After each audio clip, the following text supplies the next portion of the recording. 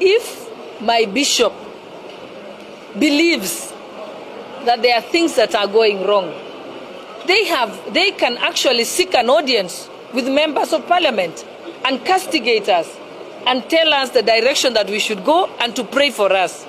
And also, I know that the bishops of every type of church in Kenya, every denomination, can get an audience with the head of state today, because our head of state has leaned on the church for all his life. So if really they want to support him and pray for him, then they should have if they ask for an appointment at State House today, the bishops will get an appointment ahead of me. And they can get an audience with the president whenever they seek it. So they could have called the president aside, told him what they believe is going wrong, advised him on what they think should be corrected, and also pledged to pray for him that he may be able to correct whatever they think is going wrong. But when you go and castigate him and the government in public, are you really trying to resolve the problem, or are you trying to play to the gallery and to play into a political realm? That is exactly what they were doing.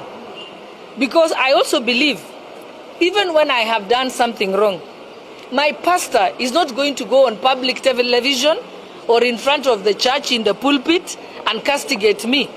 He will ask to see me in his office in church, or he will ask to visit me at my home, and he can be able to tell me off there in my own home, privately, because that is what somebody does when they want to correct you.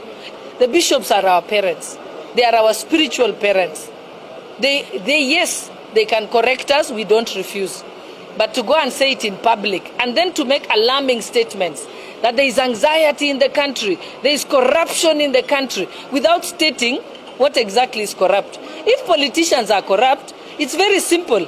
The head of the Ethics and Anti-Corruption Authority is Bishop Oginde. They can be able to go and report us, and then we can be investigated. Because also, they are not teaching us the right way to do things. They are being alarmist.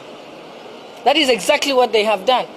And when you say that there is disappearances and deaths and so on, without acknowledging that the Inspector General had come forward and acknowledged how many women had been killed, gave a progress report on where it is, because also what the church should be advising, saying, we think the challenges with these femicides has got to do with this. Like, for example, I've been very vocal in speaking to women and telling young women, please do not agree to have a date in a private place.